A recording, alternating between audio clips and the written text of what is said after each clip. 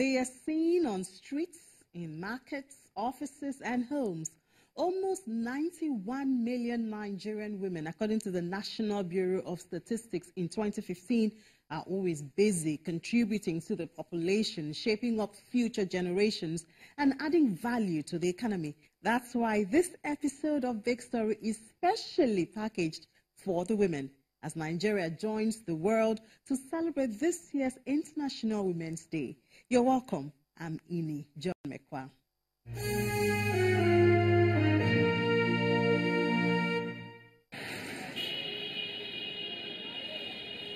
A woman carrying her wares on the streets of Abeokuta in Ogun State. Another in her store selling food items.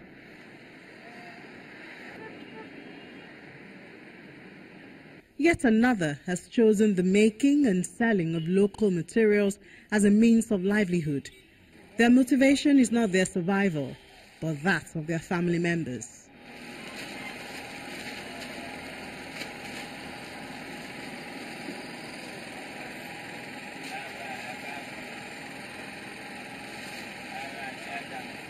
Being a woman is not easy.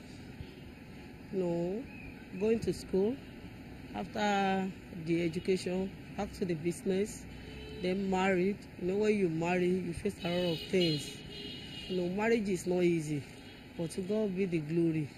It's only God that helps us to live in the marriage.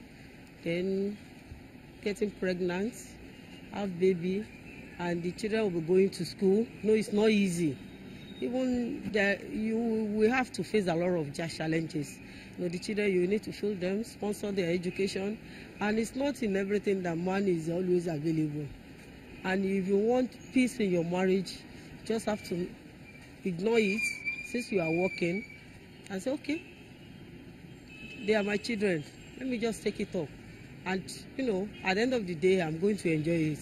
So you just ignore the husband. You will not be, quarreling all the time with him. You carry your umbrella. No, it's not easy at all. There are a lot of challenges that woman cannot even say it all. So I face a lot of things, most especially in this business. This our business involve this direct and plan business also involve large capital, and it's a business that you have to be very, very intelligent and be cautioned. Because when you buy bills of clothes, you buy dye, and the dye comes in drums, and you can buy a drum of 250, 450, 600,000. The way you'll be using teaspoon to measure it gradually to dye the clothes before you could be able to see the gain. No, it's not easy.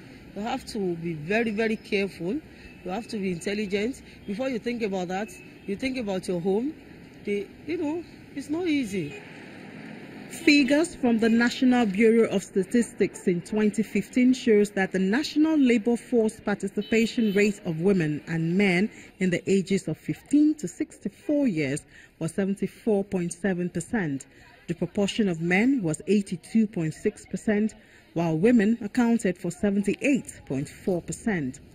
Like in 2013, men constituted the bulk of employment in the federal and state MDAs.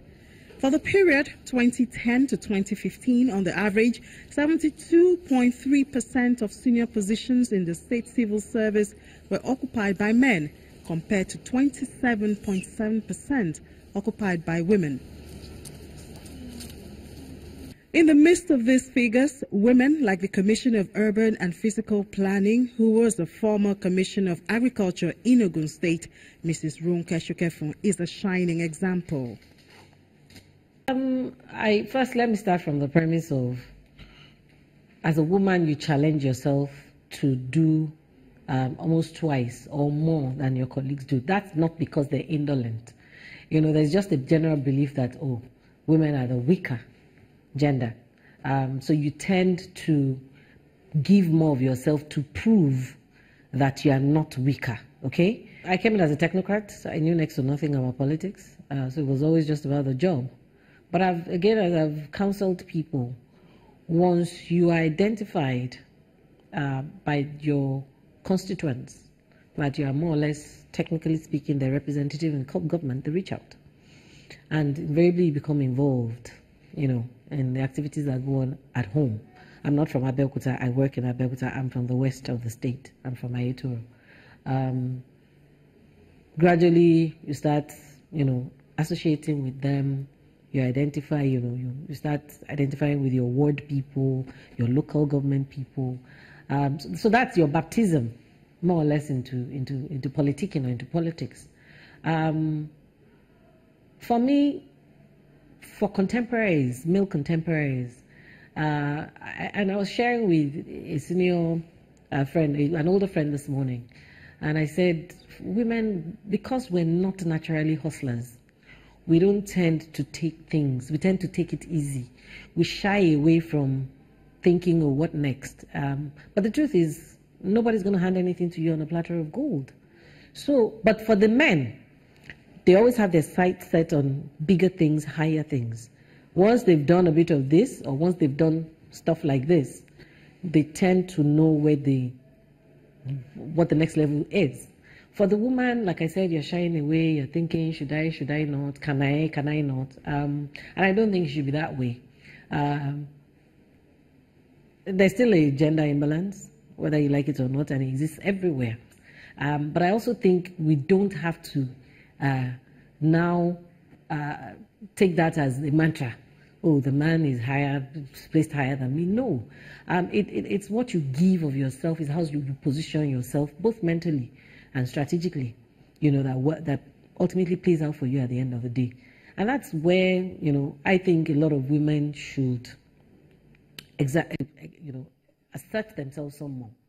We need to assert ourselves some more. Not in a brash manner, but just to be like, I can, look, going forward, I think I can also do ABC. If it comes, fine. If it doesn't, let it not be that you haven't even tried.